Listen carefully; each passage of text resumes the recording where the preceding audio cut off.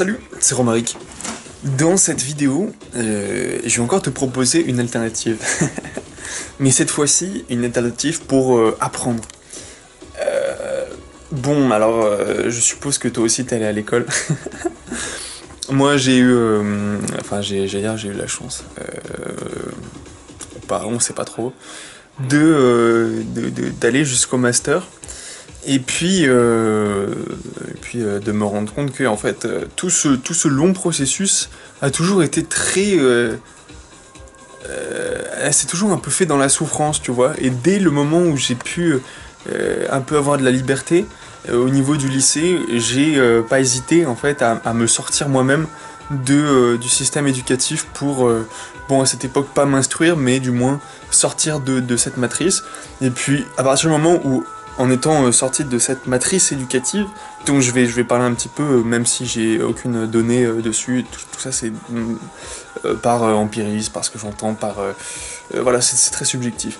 Donc à partir du moment où j'ai commencé à me sortir de cette matrice, donc je me suis retrouvé face à une sorte de vide existentiel, enfin pas existentiel, mais qu'est-ce qu'on fait et donc en fait, quand tu sors de l'éducation, quand on te dit quoi apprendre et quoi faire, tu sais plus quoi faire. Et c'est là où c'est important, je crois, au bout d'un moment, tu vas développer toi-même ta capacité à être curieux, ta capacité à apprendre, à te diriger vers certains domaines qui t'intéressent. Voilà. Mais qu'est-ce que c'est que cette pédagogie? Comme, voilà, je le résume assez simplement, c'est fais ce qu'on te dit. Alors tu fais des devoirs, enfin moi j'hallucine sur toute ma période fac notamment, où on a fait des projets qui n'ont jamais servi, si tu veux. Donc oui, il y a un intérêt des fois à faire on va dire, des projets un peu éducatifs, mais quand la totalité de ce que tu fais, en fait, tu sais que tu vas le jeter après, qu'il n'y aura aucune finalité, aucune source derrière, qu'on te dit fais ci, fais ça, que tu choisis ni tes matières, que tu choisis ton cursus en théorie. Enfin moi j'ai pas vraiment choisi, disons que je me suis orienté au plus simple par défaut. J'avais que deux choix à post-bac et c'était le même domaine, sauf que l'un c'était un BTS et l'autre donc sur le dossier, l'autre c'était la fac, et du coup j'ai pas été accepté, donc j'ai fait la fac. Voilà, c'est te dire le choix qu'on t'offre en fait, parce que ne sachant pas vraiment ce que tu veux faire, parce que en fait on t'a toujours dit, enfin comment dire, c'est quelque chose qui est même lié à l'éducation globale, ça marche aussi dans la famille. Quand on te dit quoi faire sans t'expliquer, sans te justifier pourquoi, eh bien tu as besoin en permanence de recevoir des ordres ou de moins une direction pour t'orienter dans la vie, tu vois. Mais il me semble que on est chacun capable de se prendre en main et de se responsabiliser. Donc savoir comprendre effectivement sa place dans le monde, comme le disait Missor, genre lis, apprends pour comprendre comment le monde fonctionne, c'est vrai. En fait, il n'y a que ça, enfin je veux dire, tu vas apprendre des trucs qu'on t'aura demandé de faire pour produire les trucs, encore une fois, qu'on t'aura demandé de faire.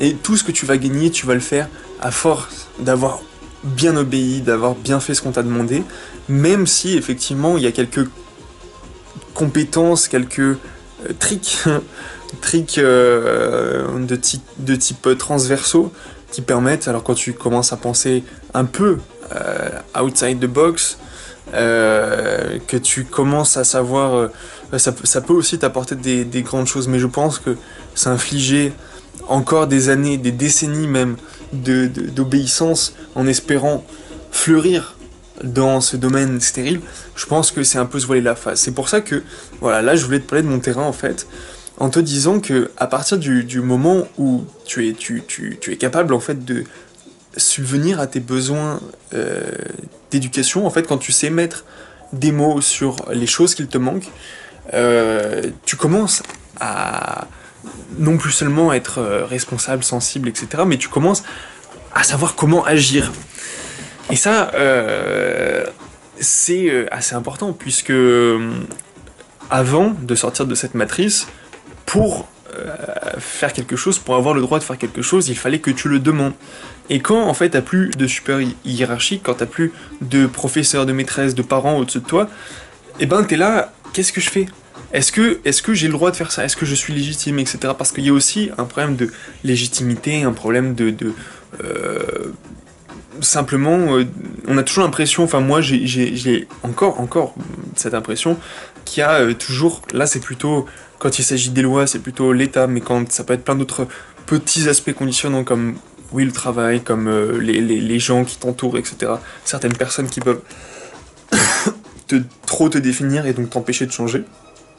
Bref, en te disant quoi faire, en te disant comment être, etc., qui te jugent, pas qui te jugent, mais qui émettent une critique sur la façon dont tu es, et donc, encore une fois, te font comprendre que tu n'es pas dans l'orthodoxie, on va dire, dans la voie juste, qui leur est propre, qui est propre à un ensemble de personnes, un ensemble dans ce cas-là, d'institutions, éducation nationale, j'entends, qui va te faire comprendre que si tu veux fonctionner dans, comment dire, le sens de la société à laquelle elle est censée te préparer, et ben tu as des comportements à développer et d'autres à inhiber.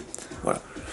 Personnellement, moi j'ai surtout vécu, je crois, comme beaucoup d'inhibition, et c'est ça qui m'a d'une certaine manière sauvé, puisque je me suis toujours beaucoup ennuyé à partir du moment où j'ai pu avoir accès à beaucoup de connaissances finalement, à des connaissances, pas beaucoup, mais à des connaissances qui m'ont permis d'apprendre par moi-même, de développer en fait mon autodidaxie, parce que je me posais cette question sur certaines associations d'idées méta, des trucs qui pourraient te faire aller encore plus vite, enfin de manière exponentielle.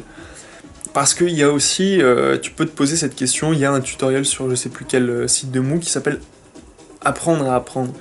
Comment j'apprends à apprendre plus vite. Comme ça, ben, j'apprends plus, ça se trouve, je suis bloqué par des petites choses, tu vois. C'est un exemple des aspects du monde que tu dois comprendre pour...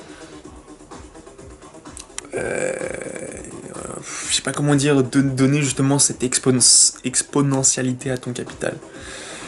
Bref, donc, par rapport au terrain que j'ai acheté l'année dernière, pour ceux qui savent pas, enfin je l'ai acheté en mars, mais j'avais fait les démarches, enfin tu vois, j'ai commencé à chercher en décembre 2016, quand j'ai su que j'allais avoir l'argent. Ensuite, j'ai eu les clés de ce terrain, ces clés immatérielles, fin mars, tout fin mars, jour de mon anniversaire. Ça tombait très très bien. Et je me suis retrouvé face à quelque chose, enfin là je savais plus quoi faire, enfin j'ai passé 2 mois à vraiment vivre dedans, à observer, etc., à essayer de faire un potager comme on m'avait entre guillemets appris, comme j'avais vu le faire, avec à la classique, tu vois, en rangée, sans paillage, et puis un petit peu de permaculture, parce que je m'étais autodidacté depuis 2-3 ans sur les bancs de l'université ou chez moi, parce que il y a toujours eu un besoin d'avoir, comment dire, je pense que le cycle de la vie d'un humain, c'est, bon, il part d'une graine, il faut le nourrir au début, et ensuite, son but, ça va être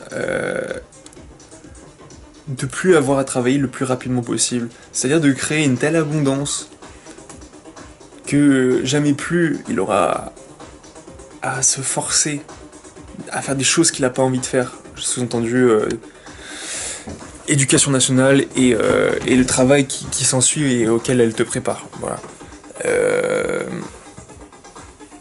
Donc, bon, je me suis un peu perdu. Ah oui, non, j'étais face au terrain et là, oui, effectivement, je savais pas quoi faire parce que bon, j'avais déjà eu le pic de volonté, le pic de motivation, le pic de lucidité peut-être pour me dire ok, il faut que j'achète un terrain parce que sans ça, je vais pas avancer dans mes projets de permaculture. Il faudra que je passe toujours par un circuit classique, même dans l'alternative, tu vois, c'est-à-dire que aller apprendre auprès de gens. Personnellement, en fait, mon problème c'est que il y a la connaissance telle qu'elle est dispensée. Enfin, je sais pas, j'ai dû passer trop de temps tout seul. Ce qui fait que, justement, c'est peut-être ces associations d'idées qui font que tu apprennes sont d'une forme spéciale et la plupart des gens arrivent pas à me communiquer avec les bons motifs ou avec la bonne forme. Donc je suis assez... je préfère lire en fait et expérimenter par moi-même. Et c'est exactement ce que je veux dire par rapport à ce terrain. C'est-à-dire que ce terrain, je vais y faire toutes les erreurs. Parce que je peux pas apprendre, parce que c'est plus fluide pour moi d'apprendre par moi-même et puis de tester. Ça veut pas dire que j'écoute jamais ce qu'on me dit.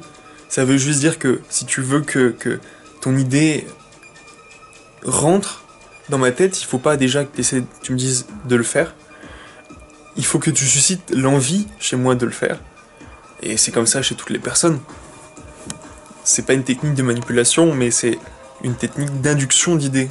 Et encore une fois, cette éthique, c'est une idée qui ne correspondrait pas au système de croyance de la personne, ne se fixerait pas. Donc, arriver à essayer de susciter une association d'idées chez la personne pour que elle se sente, qu'elle ait envie de l'essayer et qu'elle se sente, comment dire, parce que ce que je voulais dire par me dis pas quoi faire, mais donne-moi envie de l'essayer, c'est que d'une part tu vas, c'est pas de l'orgueil, c'est ça qui me bloque, c'est pour ça que j'arrive pas à faire la phrase, mais t'es content d'essayer quelque chose dont t'as eu l'idée, tu vois, quand quelqu'un te dit fais ci, fais ça, bon t'es pas sûr, et puis quand ça vient de toi et quand tu vas le tester, quand tu vas le valider, quand tu vas valider ton association d'idées par la pratique, tu valides aussi le système de croyances qui est autour. Donc ça fait sens de partir de sa propre expérience et de l'étendre au lieu d'aller à un point là où quelqu'un te dit de faire quelque chose. C'est pas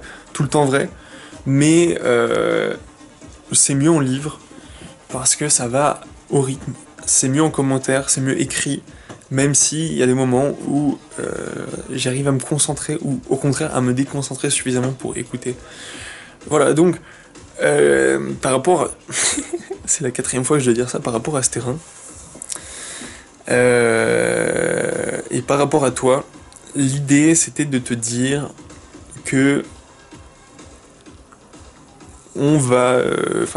il me semble, hein, c'est pas moi qui le dis là, que la vie est une succession d'échecs.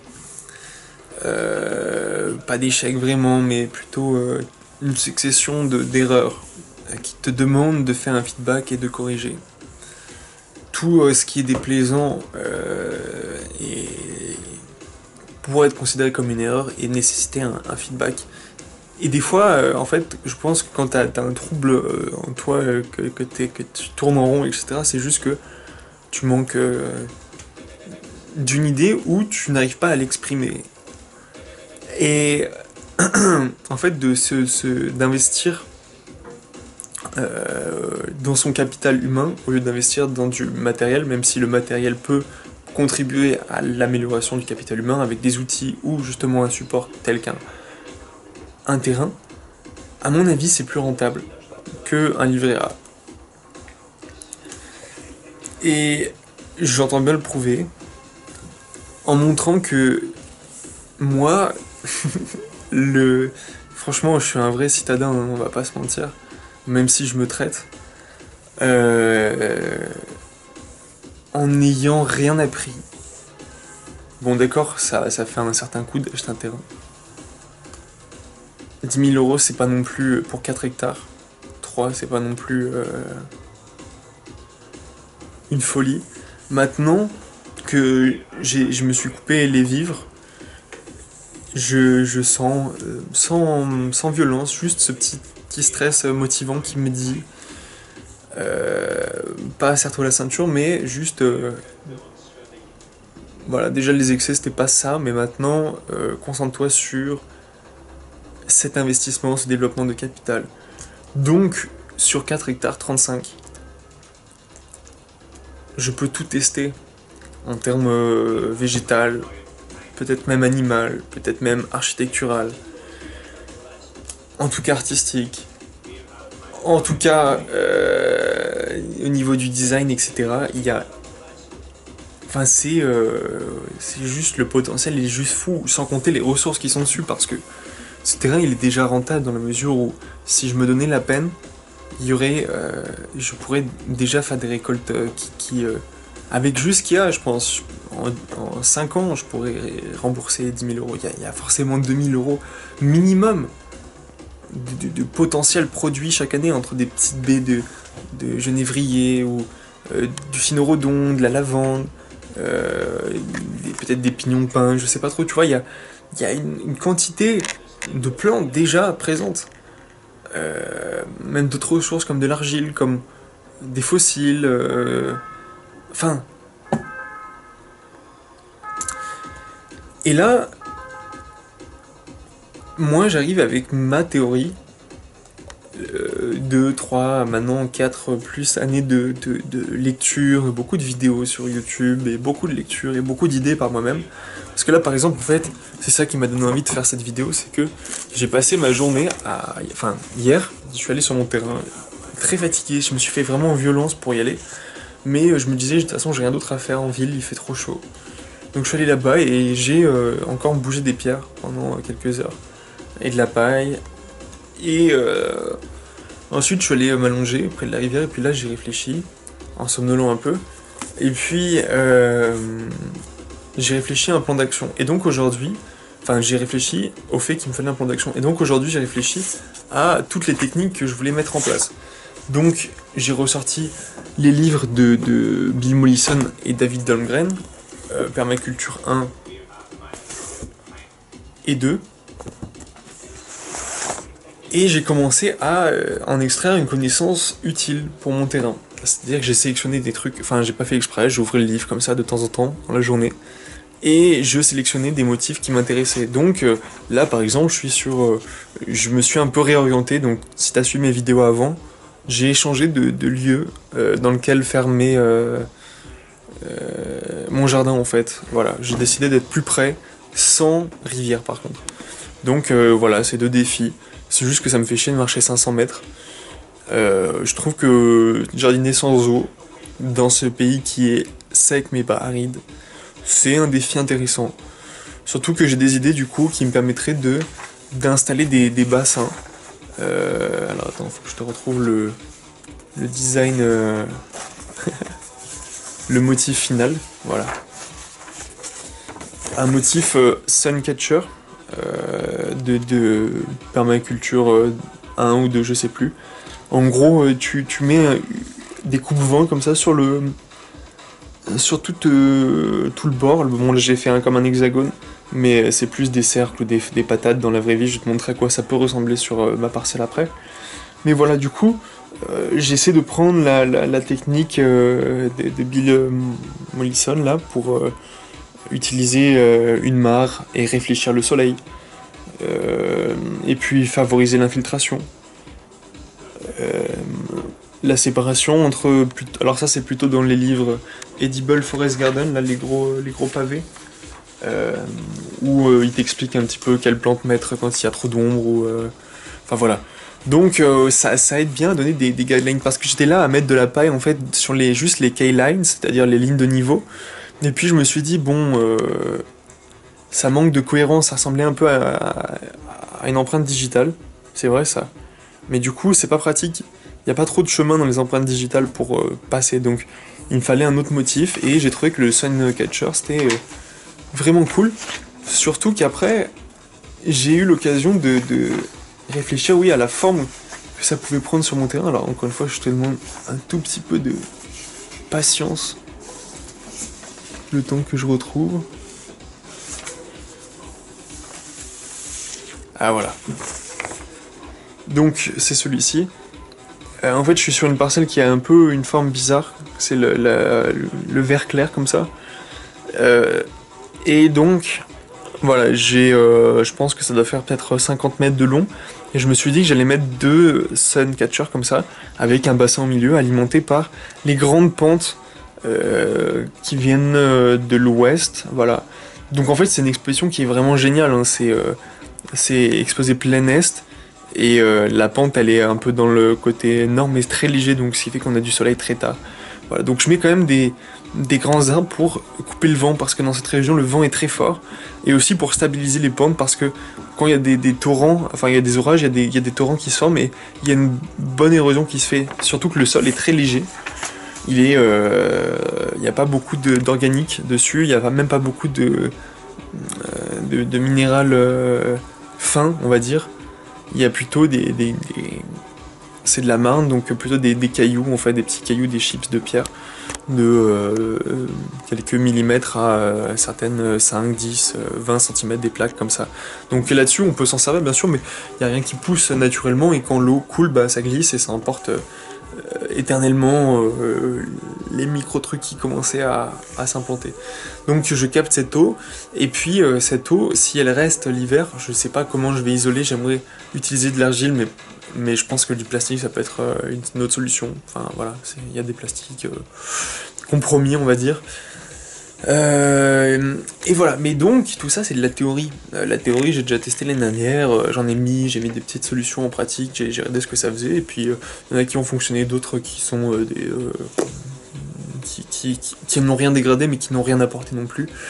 Et d'où le titre de cette vidéo, sur ce terrain, je vais vraiment faire toutes les bêtises possibles, toutes les erreurs.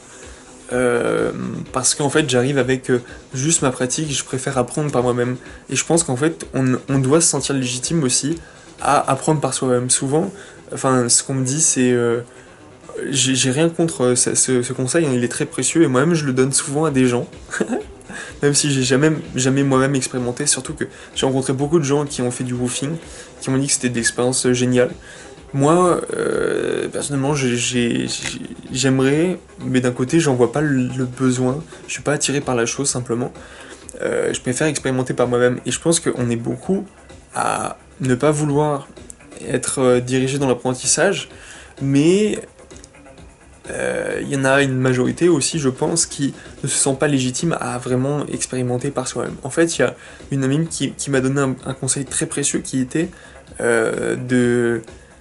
j'étais là à me dire peut-être que je devrais reprendre des études, parce que j'ai envie d'être légitime dans un autre domaine finalement, mais en fait cette légitimité, elle me dit, tu la gagnes quand tu apprends par toi-même, et quand tu prouves ta valeur, c'est encore plus puissant. Et je le disais déjà à propos du freelance, c'est-à-dire quand tu apprends par toi-même, enfin en tant que développeur web, quand tu apprends par toi-même, ton profil il est beaucoup plus attrayant, en tout cas pour des startups ou des trucs comme ça, des entreprises qui savent reconnaître le mérite plutôt que les diplômes.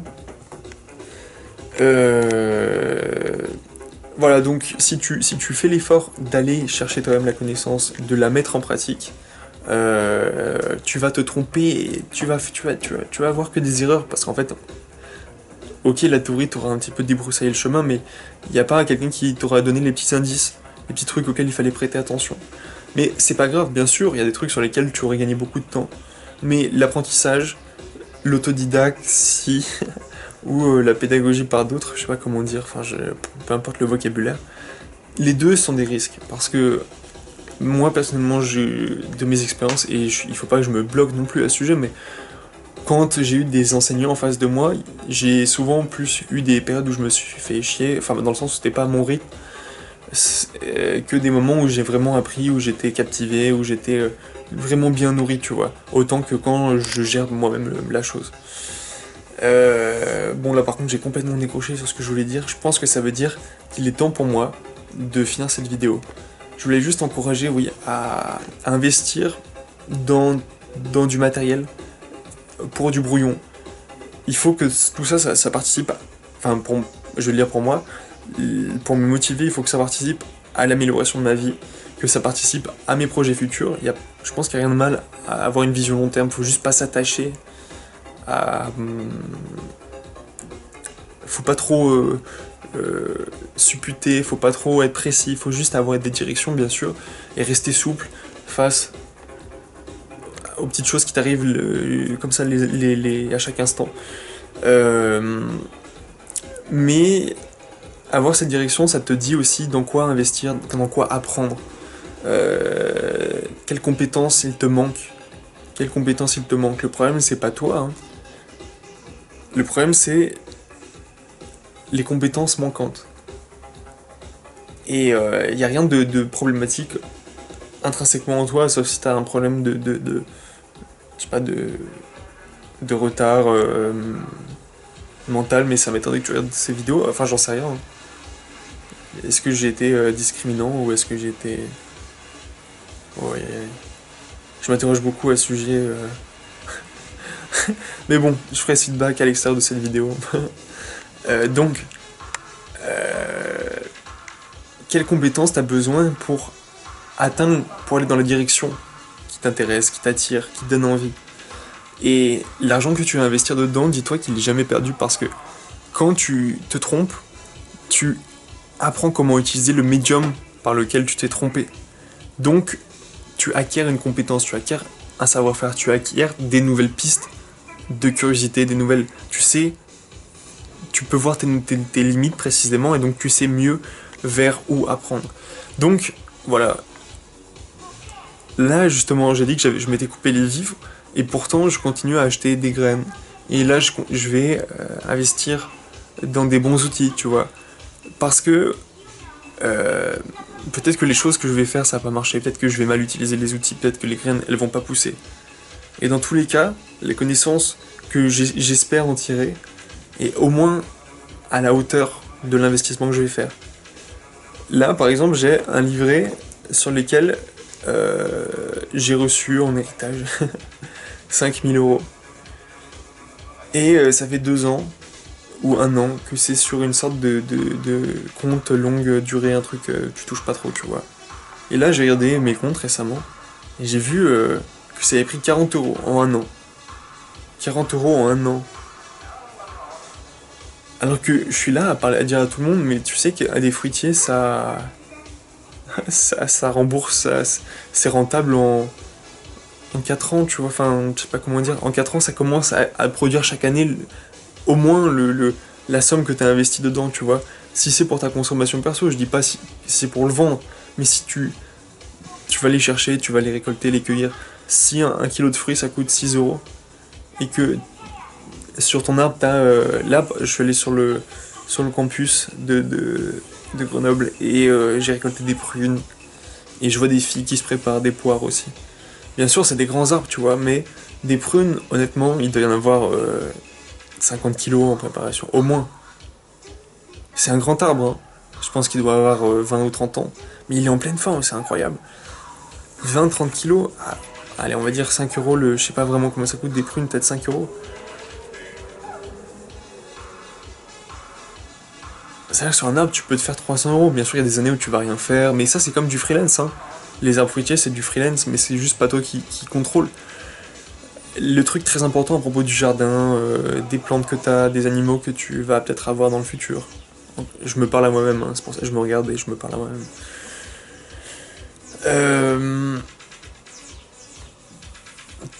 Qu'est-ce que je voulais dire à propos de ça? Ah oui, ces choses, tous ces éléments du jardin, de la forêt comestible, de ton design permacole, travaillent pour toi. Tu ne travailles pas pour eux. Bien sûr, tu vas travailler un petit peu pour les insérer dans ton système au début, mais tu travailles pas pour tes animaux, tu travailles pas pour tes plantes, c'est tes plantes qui travaillent pour toi. Donc, imaginons que tu aies un prunier comme ça, et que dans 20 ans, ils te produisent, allez, juste, soyons 30 kilos de prunes par an, tu vois. Que le reste tombe par terre, que ça nourrisse tes poules. Enfin bref,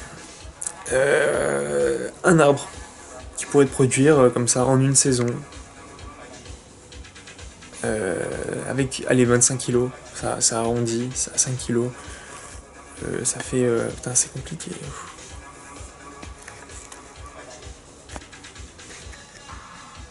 Non, 20 kilos c'était bien.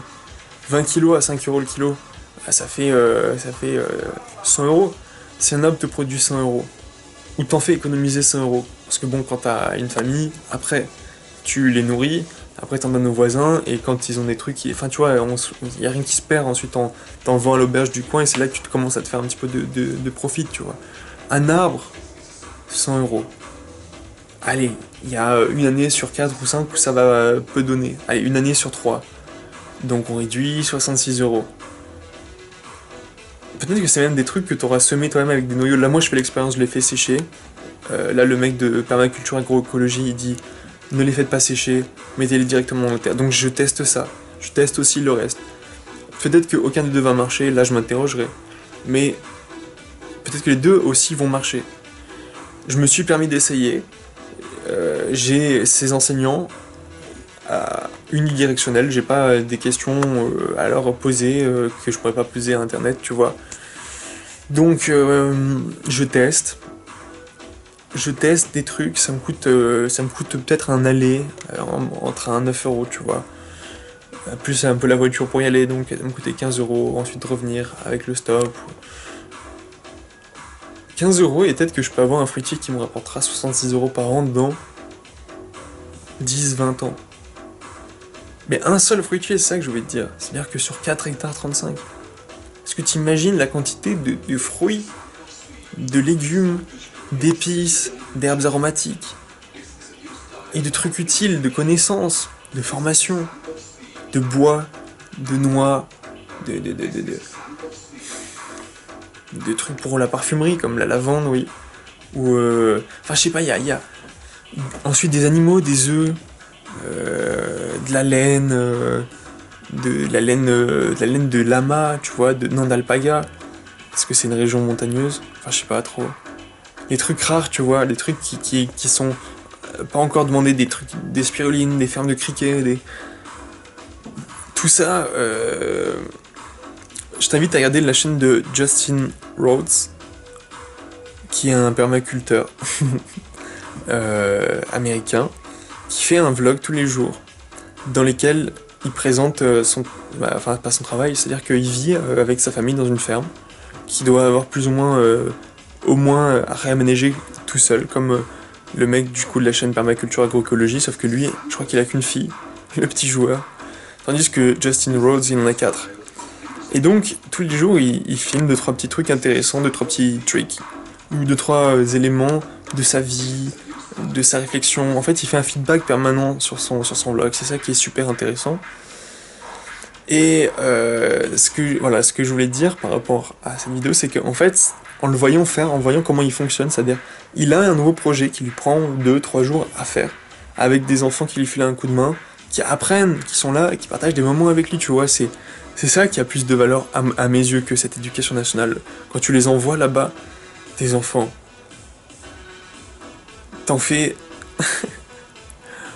ah, tu les fais marcher ou pas, mais c'est bizarre quoi, ça me rend triste.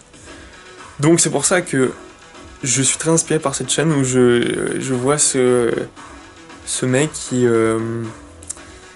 implante des nouveaux modules dans sa ferme, un nouveau poulailler, ou une couveuse, ou un bœuf, non pas un bœuf, une vache, et puis son veau, et puis un chiot, tu vois, ils ont un chiot, et tout ça, ça fait l'objet d'un vlog, et l'objet de 1 ou 2 jours, 3 jours, 4 jours, je sais pas, une semaine des fois, de travail, en fait, dans une direction. Mais il n'y a rien de très compliqué, bien sûr, quand tu vois l'exploitation qu'il a, ça paraît énorme. Au début, j'étais là, mais... Ok, j'aime bien ce mec, mais je trouve qu'il a trop de moyens, il a trop investi. Puis en fait, quand tu vois comment il fait quasiment beaucoup... Enfin, quasiment tout, mais non, il a des outils, des bons outils, justement. Mais ces matériaux sont, pour certains, recyclés, par exemple, ou il les achète localement, ou alors il trouve des biais pour... Je pense qu'il peut encore faire... Enfin, moi, je tentais encore plus de flemme en investissant encore moins, avec encore moins d'intrants, de travail, d'énergie fossile et de tout ça, mais... par flemme et par souci d'économie. Mais voilà, c'est intéressant de voir que finalement, à partir du moment où t'as un noyau qui commence à fonctionner bien, un terrain ou un appartement ici, qui me permet de rayonner dans la ville ensuite, d'où l'intérêt, oui, d'avoir un pied-à-terre dans une ville aussi, c'est de pouvoir avoir accès à tous les services, d'interagir avec ces services que la ville propose et que la campagne, malheureusement pour l'instant, et on est un petit peu dénué, et bien à partir du moment où tu as ce noyau qui fonctionne là pour le terrain, je peux tout expérimenter. Bien sûr, je vais faire toutes les erreurs possibles, mais jamais je vais risquer des gros trucs, tu vois. C'est-à-dire que j'ai pas fait une transition du 100% risque, quoi. Je me dis, ok, j'aimerais ne plus jamais avoir travaillé dans ce domaine du développement, ouais, mais je me l'interdis pas non plus, tu vois. Si vraiment un jour je suis dans la dèche, bien sûr que je vais retourner travailler là-dedans. Mais j'aimerais aussi... fonctionner un petit peu comme ça, réfléchir à l'économie, au plus de flemme possible, Et puis, voilà, me dispenser de tout, parce qu'une formation, ça coûte cher, tu vois, ça qu'il faut te dire, c'est que une formation, là, si tu les fais en France, ça coûte 500 ou 1000 euros la semaine, tu vois, voire plus. Ou alors, faut aller dans d'autres pays, mais c'est là le transport qui coûte cher, enfin, ou au moins, qui coûte cher environnementalement parlant. Bref, donc, je crois qu'il vaut mieux il faut mieux se tromper, il vaut mieux faire des bêtises, il faut mieux savoir, en fait, comment se tromper, comment expérimenter par soi-même, ne pas avoir besoin d'un maître pour déjà se sentir libre. Et c'est peut-être ça la pensée méta, c'est à partir du moment où tu comprends que, enfin, où tu sais comment apprendre par toi-même, tu vas te rendre compte que tu vas aller très très vite pour apprendre des choses. Il te suffit de... Moi, j'ai pas une méthode très très précise, c'est-à-dire que j'ai un livre aux toilettes, je le lis 10 minutes par jour. C'est comme ça que j'apprends là des trucs sur la permaculture ou sur le chinois. Après, j'ai un livre qui traîne ou 2 livres qui traînent, donc je les feuillette quand je m'assois.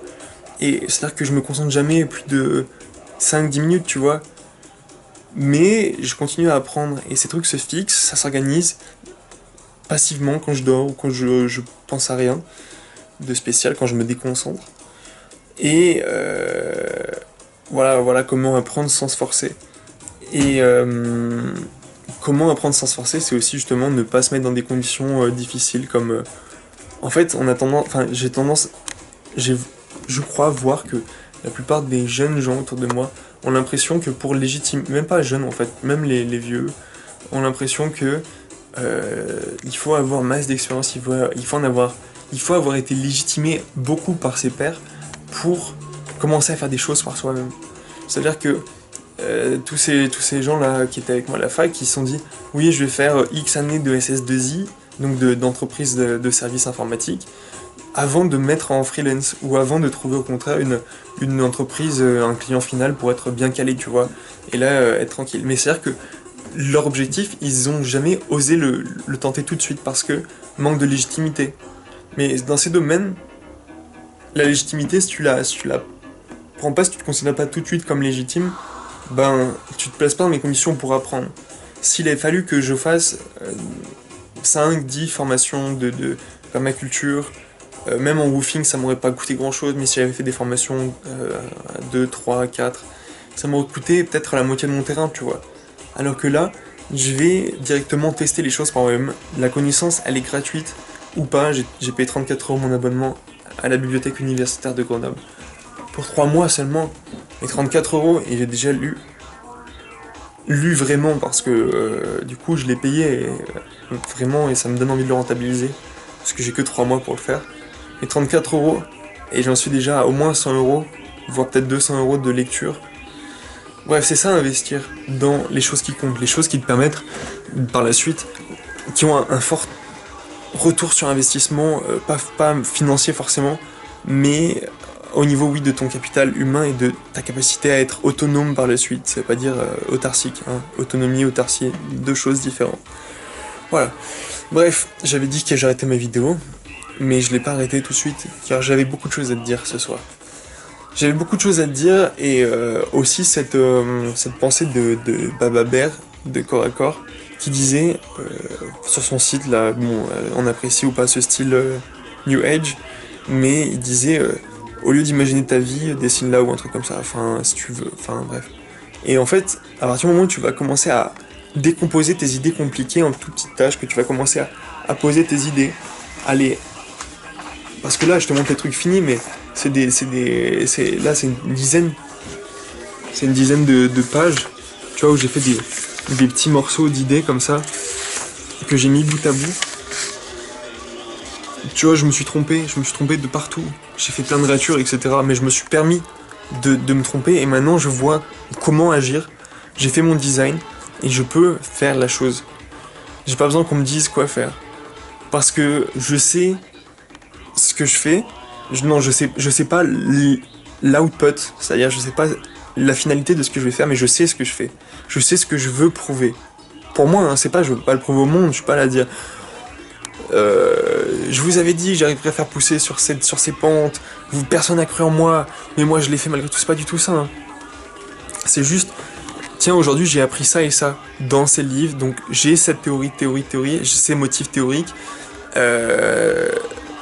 et donc je vais les tester, je sais ce que je fais, je sais ce que je teste.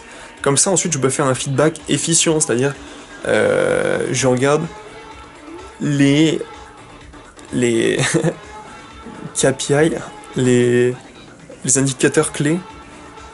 Je sais plus ce que c'était KPI, bref. Bon, je regarde les indicateurs. En fait, c'est ça, il me faut beaucoup d'indicateurs sur le résultat attendu par rapport aux motifs que je vais implanter. Et donc, en sachant les motifs que je mets à certains endroits, en décomposant les motifs globaux, donc le suncatcher en plus petites parties, où est-ce que je mets la mare, le potager, où est-ce que je mets les chemins, et puis des trucs de plus en plus petits, quelles associations, quels fruitiers, quels légumes, quel type de mulch, etc. je mets, plus je vais en profondeur comme ça, plus je peux faire du feedback précis et savoir en fait ce qui n'a pas fonctionné, ça fonctionne pas, puis ça fonctionne, me dire, le problème de quand ça fonctionne, c'est que ça peut fonctionner mais pour des raisons, t'apprends pas grand chose quand ça fonctionne, tu valides d'une certaine manière une théorie, mais elle reste imprécise, si tu veux, t'as pas dégagé les questions autour. C'est mieux de se tromper en fait, c'est ça le truc, c'est mieux de faire des erreurs parce que c'est là que... non, je peux pas le dire, c'est là que t'apprends le mieux. Je peux pas le dire parce que tout le monde le dit, mais voilà. Donc en plus c'était submergé par un gros projet et pas hésiter à le décomposer pour... voilà, jusqu'à ce que tout soit réduit à petits morceaux comestibles. Voilà. Donc, essaye tout, commence par essayer des petits motifs. Et une fois que tes petits motifs fonctionnent, tu les imbriques et tu crées des motifs de plus en plus complexes et plus gros. Voilà, c'est comme ça que on peut apprendre tout seul. Voilà, en faisant en fait le feedback qui va te manquer parce que t'as pas le professeur. Mais avoir des notes, te dire que ce que t'as fait c'est très bien ou c'est pas bien du tout, même s'il y a des petits commentaires sur les côtés, c'est pas spécialement la manière la plus efficiente de faire du feedback. Voilà. Le feedback, en fait, personne peut donner suffisamment d'attention pour ton propre apprentissage si ce n'est toi-même. Voilà. Donc, vaut mieux que tu sois ton propre professeur, que tu sois capable de t'évaluer et de savoir dans quelle direction apprendre quand tu constates tes limites. Voilà. Bonne soirée à toi et salut.